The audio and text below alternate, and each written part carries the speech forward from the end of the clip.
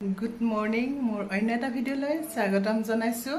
আজি ৰাতিপুৱা পাকঘৰলৈ আহিছো। ৰাতিপুৱা উঠিয়ে কিনো বনাও তেনেকুৱা লাগে, কিন্তু আজি মোৰ বিশেষ কাম এটা থকাৰ কাৰণে ৰাতিয়ে অলপ ভাত বনাই থৈ দিছিলো বেছিকৈ, আৰু এতিয়া মই সেই ঠাণ্ডা ভাতেৰে কেনেকেনো পোলাও বনাও চাওকচোন।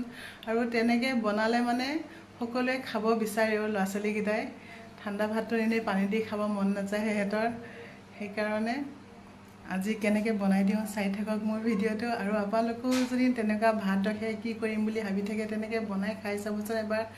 বহুতেই ধুনীয়া হয়, টেষ্টি হয় খাবলৈ। ঘৰত আনি থৈ দিয়া পনীৰ আছিলে, আৰু মই পনীৰখিনি হালধি নিমখ সানি ধুনীয়াকৈ তেলত অলপ ভাজি লওঁ, তেতিয়া কালাৰটো বহুত ধুনীয়া হয় আহে।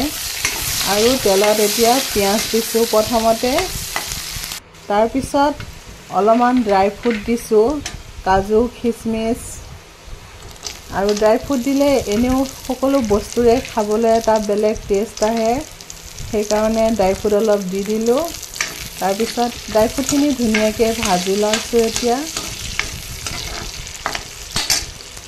আৰু ইয়াত অলপ মই হালধি দিছোঁ, কাৰণ তেলতে হালধিখিনি দিলে কালাৰটোও বহুত ধুনীয়া হৈ আহে।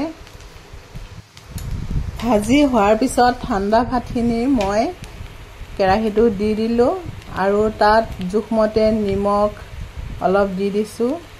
তাৰপিছত জলকীয়া পাউডাৰ অলপমান দি ধুনীয়াকৈ লৰাই দিছোঁ, কাৰণ অলপমান স্পাইচি হ'লে সকলো বস্তুৰে টেষ্ট আহে।